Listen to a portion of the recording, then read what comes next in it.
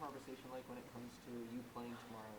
Did you want to go? Like, what was that like? Yeah, just kind of, I guess you could say, just talking with our team here, we got a pretty good, I'd say, awareness of how this year's been, how it's obviously hard on everyone's body, and we all discussed that we thought it was best just be a good idea to rest and try and just make sure do the right stuff before the real thing starts. Is it any tougher because you're so close to 100 points? Yeah, it's definitely tough, but I mean at the same time, I want to just make sure that I'm ready to go and we're all ready to go to start the playoffs. Like, how would you describe your confidence going into playoffs? You got to be feeling good based on the regular season that you just had. Yeah, I think a lot of guys are feeling good about it. I think when we're playing at our best is when we're moving our feet, playing with the control of the puck, confidence in our whole lineup, and I think the last couple of games our team has done a good job of that. You get 2 days off on either side of your last regular season game, then you get to open at home. How much is that advantageous was that going to be for your team, do you think? I think we're all real excited to start at home.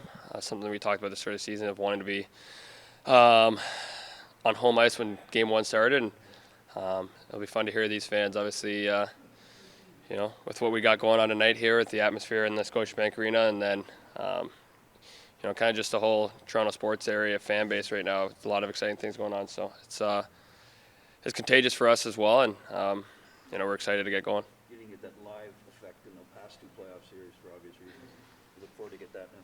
Yeah, like I said, it's exciting. We're all excited for it. We got to make sure that we give them something to cheer for and come out ready to go right off the start. With your spot where it is, not being able to go up or down, do you allow yourself to kind of watch the scoreboard, watch the games tonight with just a little bit more enjoyment or anything like that? I'm gonna go support our Raps, to be honest. So I'll be supporting those guys out there tonight. It's a big game for them, but see what the scores are later in the night. Just kind of like keeping our eye on it slowly, but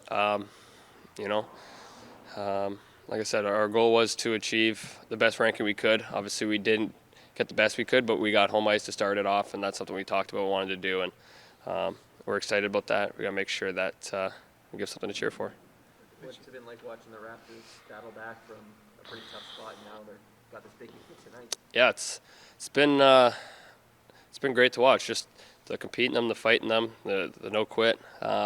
Regardless of who's in or out of their lineup, how just guys have come in and taken on the bigger role they need to try and help win games. It's been impressive to watch, and as a fan, it's been a lot of fun to watch, and as a Toronto guy, it's even better. So it's going to be an exciting one tonight. Hopefully they can pull it out. It's been a while since you guys have practiced. Is there anything in particular that you guys as a team want to shore up in the last couple of days before the real games begin? Just making sure everything's crisp. D zone, neutral zone, O zone. I'm trying to just get all of them kind of locked in, all kind of hitting on all cylinders, and that's what these practice days are for. Mitch, you've had a season that's going to go down in the history books. You always talk about getting better, every single day. Are you a different person and player now, say from a year ago, from 3 years ago, based on getting better?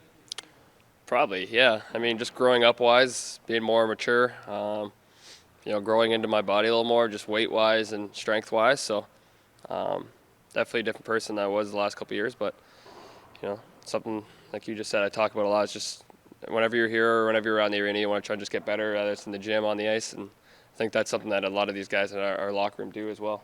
Jack was talking about his work with Greg Harden this season. What's that been like for you? I'm not sure how much you've talked with him, but what's his addition there? Yeah, he's been great. Just his stuff he's done in our locker room with our whole team events, one-on-one wise, just when you call him, you can talk to him about anything. So it's just been a lot of relief.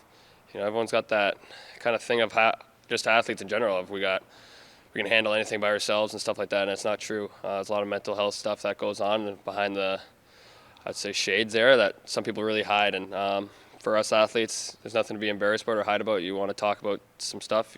It's been great to have Greg for that reason around, and just in general, don't think you should try and hold everything by yourself. You got people around you to talk to, and Greg's done a great job with that.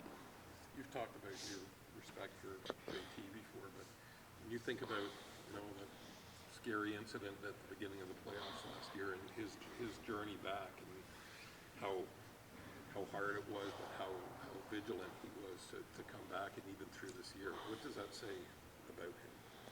Well, he's a competitor. He wants to be out on the ice every single night that he can, and He's a guy that keeps our team honest of working wise, whether it's on the ice or in the gym as well. So he's a great leader to have on our team. He's a great competitor out there, and you know when he's on the ice, he's giving it his all and trying to do the best he can. What was it like for you guys seeing him on the ice, and then a few days later he's back here?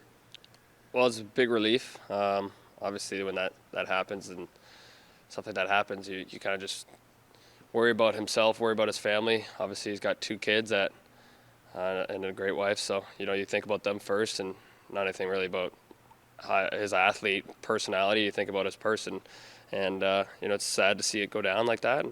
But his bounce back was pretty quick. It was very impressive, but it was just great to see that he was all good and everything was okay.